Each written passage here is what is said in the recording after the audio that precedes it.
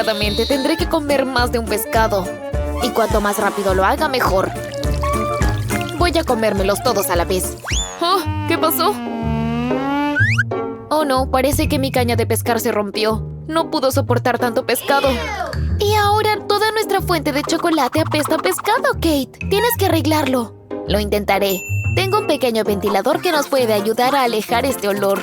Espero que funcione. Vamos, más rápido.